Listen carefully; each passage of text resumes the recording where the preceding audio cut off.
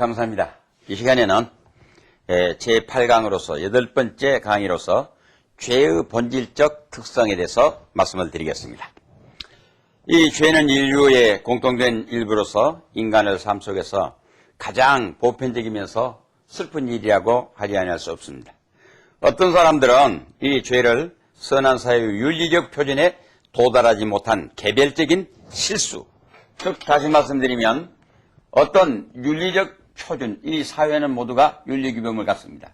이 윤리적 표준에 도달하지 못한 어떤 이것도 심지어는 실수, 이렇게 규명합니다.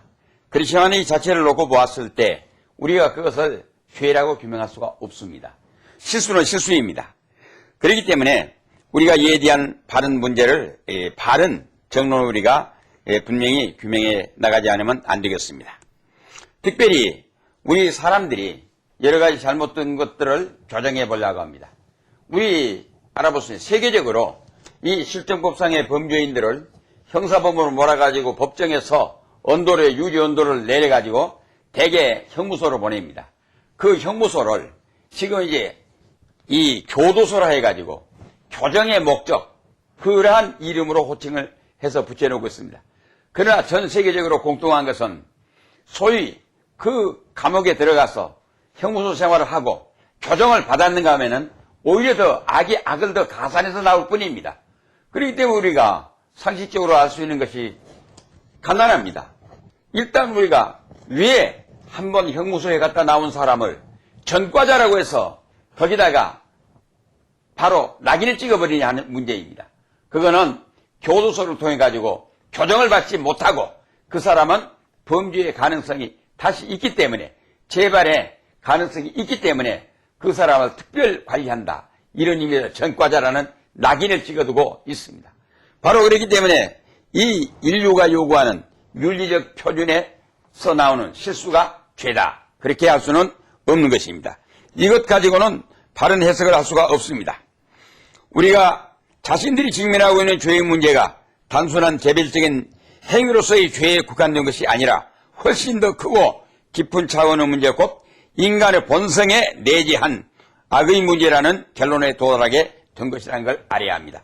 그런 거로 이 죄의 본질적 특성은 우리 사람이 처음부터 이 죄의 본성을 가지고 있다 하는 이 말입니다. 그러면 여기 악의 본질에 대한, 이 죄로 인해서 발생하는 악의 본질에 대한 철학적인 이론은 어떤 것들이 있느냐, 어떻게 생각하느냐, 이걸 우리가 간단히 한번 짚고 넘어가 봐야겠습니다. 첫째는 이원론적 입장에서 말을 합니다. 이 이원론적 입장에서 말할 때는 정신과 물질로 둘을 나눕니다. 그래서 정신 세계는 선이고 물질 세계는 악이라, 이런 의미에서 이원론이 성립이 됩니다. 그러나 이거는 잘못되어 있습니다. 왜 우리가 모든 물질을 악으로 대해야 합니까? 물질 자체가 무슨 악입니까? 물질이라고 하는 것은 사람이 개재되지 않으면 악이 없습니다. 그렇기 때문에 물질을 놓고 물질의 세계는 악의 세계고 정신의 세계는 선의 세계다 하는 이 이원론적 주장에 이 입장은 잘못된 것이라 하는 말이겠습니다. 그 다음에 두 번째 가면 죄란 단순한 결여라고 이렇게 얘기를 하고 있습니다. 이 단순한 결여라고 하는 것은 네덜란드의 철학자 스피노자를 비롯한 많은 얘기에 따르는 동주자들의 이야기인데, 우리 인간이 인식하는 한계가 어떤 결함을 지니고 있다 이 말입니다. 우리 인간에는 완전히 아닌 어떤 결함을 지니고 있다. 이 결함이 무엇이냐? 바로 이 결여. 이것이 곧 죄고 이것이 곧 악이다 그 말입니다. 즉 다시 말씀드리면 우리 사람이 완전할 수가 없습니다. 무엇인가에 결격 사유를 가지고 있습니다. 모든 사람에게 사람을 통해서 사람에게서 완벽을 구한다는 것 그 자체가 잘못되어 있는 것입니다. 그런 거로 죄가 어떤 유해한 원인도 요구하지 않는 단순한 부정이라고 할지라도 하나님은 여전히 인간의 유언성의 원인이십니다. 이 이론은 도덕적 악과 육체적인 악을 구별하지 않습니다. 그 이유는 이 이론에서는 죄를 인간에게 임한 단순한 불행 정도로 보고 있을 뿐이기 때문입니다. 그러나 결과적으로 이 이론은 악과 죄의 부패에 대한 인간의 의심을 오히려 악화시킴으로써 죄의식을 파괴하고 인간의 도덕적 책임을 박탈해 가버리는 결과밖에 가져오지 못하고 있습니다. 그런 거로 죄란 단순한 결여이다 하는 이론은 잘못된 것이라는 걸 우리가 쉽게 이해할 수가 있습니다. 그 다음에 세 번째, 죄란 하나의 환상에 지나지 않는다 이 말이에요. 이 말은 죄의 실질적인 이 죄에 대한 존재 자체를 부인하고 들어가는 이론이 되겠습니다. 사실상 이 이론은 인간의 삶 전체를 하나의 환상으로 전락시켜버리는 결론에 이르게 됩니다. 왜냐하면 인간의 지식, 인간의 경험, 인간의 양식의 증거 등이 모두 충분하지 못한 것에 지나지 않기 때문입니다. 뿐만 아니라 이 이론은 가장 위대한 지성이 종종 가장 큰 죄인일 때가 있고 사탄은 모든 존재들 가운데 가장 큰 존재라는 인류의 경험과도 상반된 말입니다. 그렇기 때문에 이 죄란 하나의 환상이다. 어떻게 죄가 환상입니까? 이 죄는 분명히 죄로서의 존재에서 우리 인간들의 마음속에 내재해가지고 우리 인간들을 늘 악으로 또는 이제 타락으로 몰아넣는 실지한 하나의 형태라는 것을 우리가 알고 있어야 합니다. 그 다음에 네 번째는 죄란 하나님에 대한 의식의 결여라고 이렇게 주장하는 설들이 있습니다. 이 이론은 슐라이어 마커를 대표로 한 견해라고 이렇게 주장하게 됩니다. 그에 의하면 인간의 죄의식은 그의 신의식에 의존한다고 봅니다. 인간 안에서 신인식이 싹 들면 그는 그 즉시 그의 하등한 본성이 그것에 반항하는 것을 의식한다고 합니다. 이 같은 반항은 그의 존재의 구성 곧 그의 감각적 본성 또는 영혼의 육체적 기관과의 관계로부터 일어난다고 합니다. 그러므로 이것은 생득적인 불완전함으로써 인간은 이를 죄와 죄의 책을 경험하게 된다고 말합니다. 그렇다고 해서 하나님이 죄의 원인자라는 말은 아니다. 단지 인간이 이를 죄라고 잘못 인식하는 것뿐이다. 죄는 객관적으로 실존하는 것이 아니라 단지 인간의 인식 안에 있는 사람들의 인식 안에 있는 잘못된 인식. 그런 거로 바로 죄란 하나님에 대한 인식의 결여일 뿐이지 무슨 죄가 죄일 수가 있겠느냐 하는 말입니다. 그 다음 다섯 번째는 죄는 무지라고 합니다. 역시 이거는 상당히 설득력이 있는 말입니다.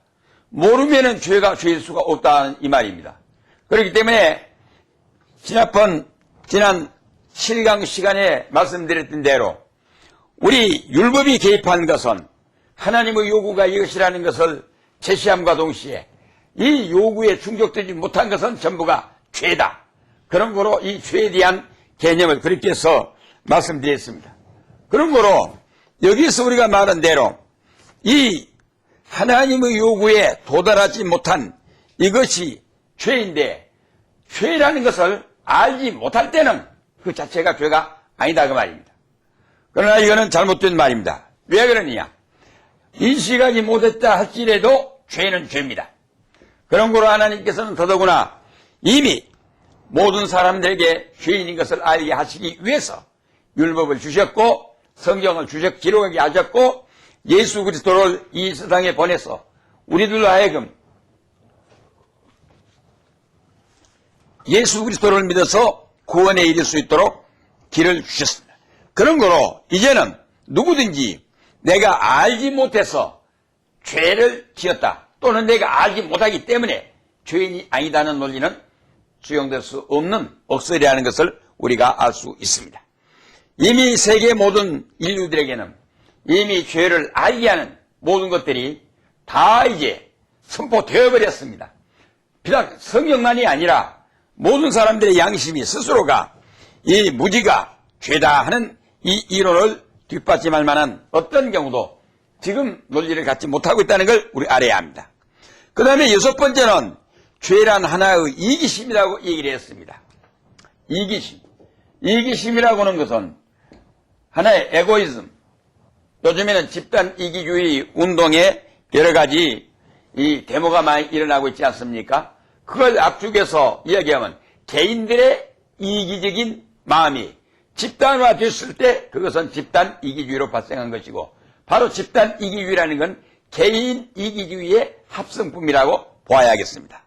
그런 거로 이 죄라고 하는 것은 이기심, 자기의 욕심을 채우기 위한 하나의 이기심이라. 그러니까 이기심이란 말은 뭐과 같은 거 하게 되면 욕심과 일맥상통한 말로 이렇게 이해되어야 한다, 이렇게 해석할 수가 있습니다. 그러나 이건 역시 잘못된 인식입니다. 그러나 철학들 사이에서는 이렇게 죄에 대한 문제를 놓고, 죄의 본질에 대한 문제를 놓고 여러 갈래로 많은 설들을 내세워서 이런 사람은 이렇게 주장하고 저런 사람은 저렇게 주장하고, 이러한 특별한 현상을 볼 수가 있습니다. 그 다음에 마지막으로 하나 더, 죄란 도덕심에 대한 대립이라고 이렇게 말하고 있습니다. 맞습니다. 도덕에 대한 이 결이라든가 도덕이라고 하는 그거는, 이 도덕이라는 것은 무엇이냐, 하나의 사회적인 불문율적인 하나의 의의 규제 기준이라고 이렇게 말할 수가 있을 것입니다. 바로 이 말은 무엇이냐, 우리 사람이 도덕적으로 완전하게 되면 완전한가? 그런데 이 도덕이라고 하는 이 문제가, 도덕심에 대한 이 대립이라고 하는 이 문제가 참으로 애매합니다. 죄는 인간 본성의 하등한 성향이 점진적으로 발전하는 도덕의식과 대립하는 것을 의미한다는 이 이론인데, 바로 이것이 동물적인 단계로부터 우리 사람이 단계적으로 점점 진화해서 바로 우리가 어떤 도덕의 요구에 충족되어야 할 것인데, 그것이 이제 도달하지 못했다 하는 말이 되겠습니다. 그러나 우리는 알아야 합니다. 우리 사람들이 세운 도덕이라고 하는 것은 하나의 기준 설정일 뿐입니다. 이렇게 하는 것이 옳다, 이렇게 하는 것이 좋겠다, 바로 이 말입니다. 그러나 역시 우리가 아는 대로 이 도덕이라고 하는 것은 최고의 도덕의 요구는 선입니다. 자주 이제 시간마다 얘기한 대로 이 도덕에서 요구하고 있는 선은 기준을 사람에게다 두고 있습니다. 사람. 그런 거로 사람이 사람을 위한 사람의 요구에 의한 이 기준, 바로 그것이 도덕입니다. 그렇게 이야기했을 때 이 세상에 사람은 많이 있습니다.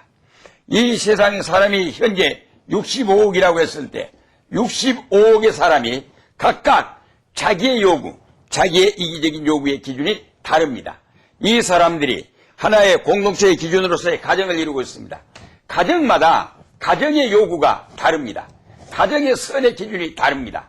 가정의 이 욕망이 다릅니다.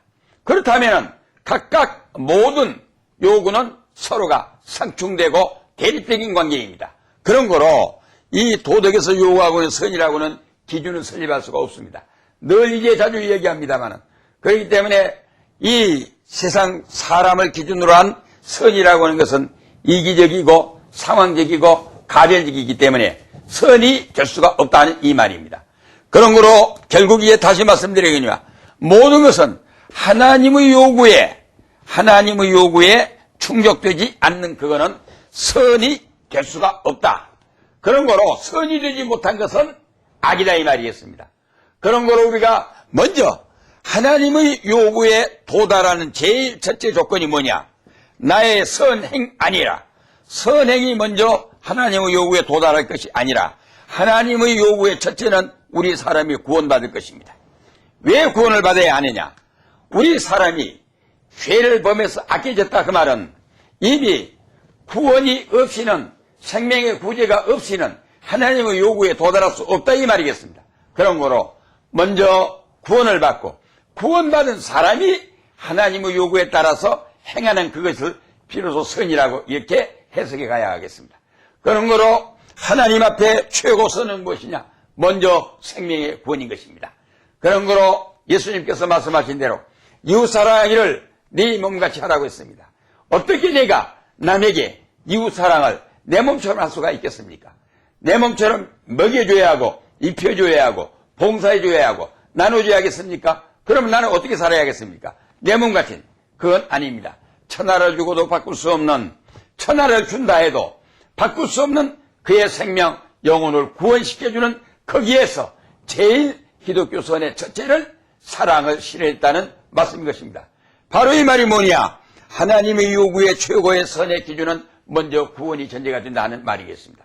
그러므로 도덕적인 요구에 의해서 도덕심에 대한 이 것으로서는 하나님의 선에 우리가 이룰 수 없다는 것을 분명히 하고 들어가야겠습니다. 그런데 여기에서 중대한 문제가 하나 이제 발생됩니다. 이제 여기서 한 가지 생각할 수 있는 문제가 뭐냐? 펠라기어스라고는 펠라기어스 주요관입니다. 왜 이 펠라기어스라는 사람을 우리가 이 얘기를 해야 하게 되느냐? 우리 기독교 신학의 죄 문제에 대해서 제일 첫 번째 대립되었던 이 사상의 신학자가 바로 어떤 사람이 펠라기어스가 기원전 360년에 태어나서 420년에 죽었던 소위 어거스틴과 거의 동시대의 사람입니다. 그런데 이 사람의 죄관에 대해서는 우리가 한 가지 분명히 여기서 생각해보고 들어가야 할 필요가 있습니다. 여기에 따르는 펠라기어 주의자들도 죄를 하나님의 율법과 관계 안에서 보고 있으며 율법을 범한 것으로 보고 있다는 점에서는 유사합니다.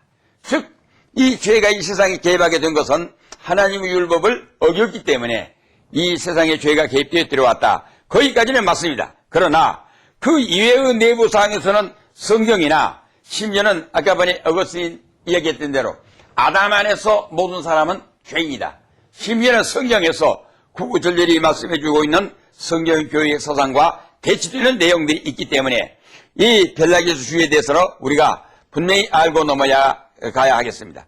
이 펠라기어스 주의의 죄관은 우리가 볼 때 우리 사람은 처음부터 절대적인 자유를 가지고 있다고 했습니다. 절대 자유. 그러면 절대 자유를 가지고 있기 때문에 자기 선택에 누구든지 기회를 가지고 있다 이 말이겠습니다.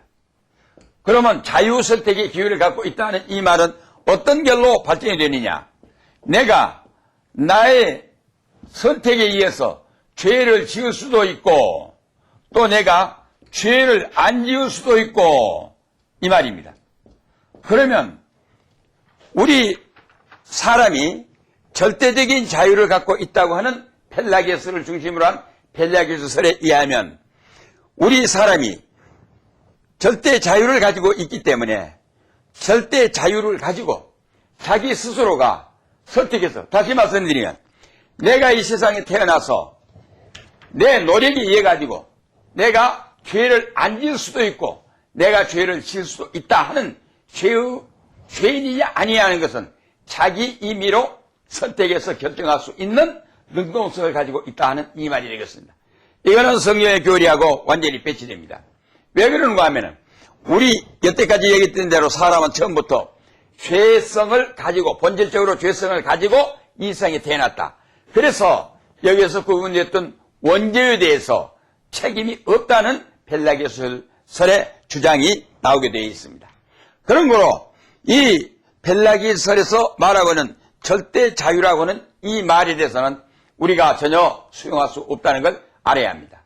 왜 그러냐면은 절대 자유라고는 이 말은 죄에 대한 문제를 자기가 선택해서 죄를 지을 수도 있고 안 지을 수도 있고 바로 이 말은 이 원죄와 본죄가 있는데 본죄론에 대한 이야기는 되겠습니다만은 보다 더 중요한 것은 아담을 인류의 대표로 한 아담의 모든 후손들은 다 죄의 본성을 가지고 죄 안에 태어났다 하는 원죄론에 대해서는 근본적으로 전면적으로 완전 부인하고 들어왔기 때문에 이 펠라기어스설이 잘못됐다는 것을 우리가 알 수가 있습니다.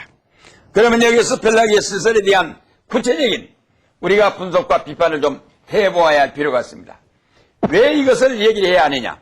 우리가 현재 부디 이것이 펠라기어스설이 아니라 할지라도 펠라기어스설적인 사상이 오늘날 현대 사회에도 많은 영향력을 끼치고 있기 때문에 우리가 신학에서 우리가 이 교의사를 통해 가지고 제시류에 있는 펠라기어스설만은 두고두고 우리가 알고 들어가지 않으면 안 됩니다. 더더구나 이제 당시에 어거스틴이 내세웠던 이 어거스틴의 교의 사상에 대해서 전면적으로 대립적이고 반대해줬던 그것인데 그 당시에 그대로 끝나버렸으면 하겠습니다만은 현대 신학에 막대한 이 영향을 끼치고 있기 때문에 여기에 대한 철저한 분석이 필요하기 때문에 여기에서 이제 우리가 분석을 해봐야겠습니다. 첫째는 어떤 문제가 나오느냐. 우리 인간은 자신이 한 일에 대해서만 책임을 진다. 이 말입니다. 바로 이 말은 물론 원칙적인 의미에서는 자기가 한 일에 대해서만 책임을 진다. 맞습니다. 그러나 역시 이것은 어떤 문제로 연결이 되게 되느냐. 적어도 우리 사람이 아담 이후로 왜 우리가 인간이 죄의 노예로 우리가 전락하게 되었는가 하는 이 문제입니다. 여기에 대한 문제는 전혀 해결하지 못하고 들어옵니다. 다시 말하면 우리가 사람이 누구든지 태어날 때는 일단 어린아이 아직도 자범죄가 없는 상태로 있는 것만은 사실입니다. 그러나 그 아이는 어렸을 때 죄의 본질을 가지고 태어났기 때문에 어렸을 때는 자기가 지은 본죄는 없다 할지라도 원죄 아래에 있기 때문에 점점 키가 자라고 나이가 먹어가고 세월이 흐름에 따라서 죄의 본질의 발전을 가지고 자기의 모든 생활의 방식을 그에 찾아가게 되어 있습니다. 바로 그거는 무엇이냐? 우리 사람이 펠라기오스에서 말한 대로 우리 사람이 임의로 선택해서 내가 선할 수도 있고 내가 악할 수도 있다고는 자기의 절대 자유, 이것은 잘못됐다는 걸 알 수가 있습니다. 우리 사람은 자신이 한 일에 대해서만 죄의 책임을 진다. 이 말이 잘못돼. 그 다음에 두 번째는 본성적으로 도덕적인 창조에 있다 이 말입니다. 본성적으로 우리 사람이 도덕적으로 창조되어 있다. 이 말에 대해서는 상당히 애매합니다. 왜 그러느냐? 우리 하나님께서 첫 번째 인간을 만드실 때에 분명히 하나님 닮음의 형상으로 만드셨습니다. 하나님 형상으로 만드셨다는 거기에 첫 번째는 하나님 닮음의 영원히 죽지 않는 영생하는 생명력을 가졌다 하는 이 말이 첫째가 됩니다. 영원히 죽지 않는 생명력입니다. 그러면 하나님을 닮았다는 것은 모습도 닮고 모든 인격체가 전부 닮았지만은 가장 중요한 것 첫째, 영원히 죽지 않고 영생하는 생명력을 가졌다 하는 이 말입니다. 그 다음에 두 번째 중요한 것이 무엇이냐? 우리 사람에게 이성입니다. 이성이란 뭐냐? 만물의 영장으로서 만물을 지배하고 다스려 나갈 그 지혜와 지식과 또 하나님을 향한 이 종교성 모든 것을 이 이성에다 주어가지고 만물의 영장으로서 하나님이 지으신 피지우 세계를 지배하고 주관하고 다스려 나갈 수 있도록 이렇게 하셨다 이 말이겠습니다. 그런데 우리 사람이 범죄함으로 그러면 무엇을 잊어버리느냐? 첫째는 생명력 잊어버렸습니다. 생명력을 잊어버렸기 때문에 죽게 되었다 하는 이 말입니다. 그러면 그 다음에 이성은 어떻게 되었느냐? 우리 이성이 만물의 영장으로서 분명히 주관하고 지배하고 정부에서 다스릴 특권을 부여받았었는데 만물이 우리 사람이 타락을 했고 저주 아래 떨어져 버렸습니다. 수고해야 먹게 되었습니다. 다시 말하면 지배하고 통치해야 할 하나님의 피조의 세계의 모든 것들이 우리 인간에게 대립적 관계로 나타나게 됐다 이 말이겠습니다. 그런 거로 첫 번째 하나님께서 우리 사람을 만드시고 우리가 성경 말씀을 보면 그렇습니다. 너는 주관하고 정부 다스리라 하셨습니다. 그러면 어떻게 다스려야 할 것이냐? 이것을 가르쳐 주지 않았습니다. 바로 이 말씀은 우리 인간이 타락하기 이전에도 어떻게 주관하고 지배하고 다스리고 해야 할 것은 하나님이 주신 이성적 지혜, 지식의 방법을 가지고 통치해 나가라 하는 말씀인 것입니다. 그렇기 때문에 이러한 것들을 하나님께서 주셨는데 우리 사람이 범죄 아래 빠져버리기 때문에 우리는 이것을 능력을 상실해버리고 우리는 죽게 됐다 이 말이겠습니다. 그러므로 본성적 도덕적으로 창조되었기 때문에 도덕을 통해서 우리가 가려서 행할 수 있다 하는 이 자체가 잘못된 걸 우리가 알 수가 있습니다. 그 다음에 셋째는 인간의 성품에 의해서 결정되지 않는 의지. 인간의 이 성품에 따라서 결정되지 않는 성품 내로 그러니까 결정되지 않는 의지, 이것이 죄라고 했습니다. 그러면 항상 역시 똑같은 내용입니다. 우리가 이제 펠라기우스를 주장하게 되면 처음부터 끝까지 자기의 우리 인간의 본성의 절대 자유라고 하는 것을 기준으로 해가지고 원죄를 배제해버린 상태에서 그 다음에 이걸 설명하기 위해서 계속적으로 나열해가는 자기의 독특한 고집이라고 이렇게밖에 볼 수가 없습니다. 그 다음에 가서는 죄의 보편성을 설명하지 못하고 있습니다. 우리 사람은 누구나 다 죄의 보편성을 가지고 있습니다. 다시 말씀드리면 모든 사람들은 다 죄인입니다. 그런데 여기에서 이 죄인이라는 것을 규명해 주지 못하고 있다는 말이겠습니다. 그러면 여기서는 시간관계로 마무리를 지어야겠습니다. 그러면 성경에서 말씀하고 있는 죄는 어떻게 해서 나타나게 된 것이냐는 본질적 특성입니다. 지난번에도 얘기 드렸습니다만 죄의 본질적 특성은 불순종입니다. 이 불순종이라고 하는 것은 이 불순종이라는 것은 하나님 앞에 죄입니다. 그러면 이 불순종이라는 건 뭐냐? 선악과의 실과의 나무의 열매를 먹지 말라 하셨습니다. 선악을 아이 나무 실과를. 그러면 나무의 실과가 죄냐? 아닙니다. 그러면 나무의 실과 먹지 말라 했는데 먹었습니다. 이거는 불순종입니다. 바로 이것이 불순종입니다. 그러면 불순종이라는 뜻은 무엇이냐? 이걸 바꿔가지고 순종이 무엇인데 여기에서 어긋나서 불순종을 했느냐? 순종이란 말을 우리가 먼저 알아야 합니다. 순종이라는 것은 하나님의 명령에 예는 끝까지 예입니다. 이것이 순종입니다. 그 다음에 하나님의 명령에 아니다 하는 것은 끝까지 아니다는 이것입니다. 아닌 것은 아니다. 예는 예다. 예수님이 말씀하셨습니다. 예는 예라고 아니면 아니라라고. 예에서 어긋난 것은 전부 죄의 악이라고 말씀했습니다. 그리고 이제 바울 선생님은 고린도 교회 편지하시면서 말씀했습니다. 예하고 아멘하여 하나님께 영광을 돌리느니라 하는 이 말씀입니다. 이 예라는 말과 우리 아멘이라는 말입니다. 예는 이성적인 일반적인 보편적인 의미에서 긍정입니다. 긍정. 우리 기독교 신화에서 긍정.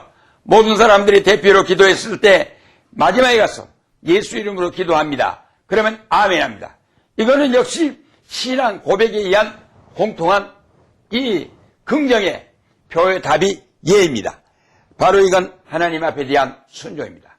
우리가 이제 죄를 짓지 말아야 한다는 것은 아니라는 것은 끝까지 아니라고 해야만 하나님 앞에 순종이 되기 때문에 우리가 아닌 것은 아니라고 해야 한다는 말씀인 것입니다.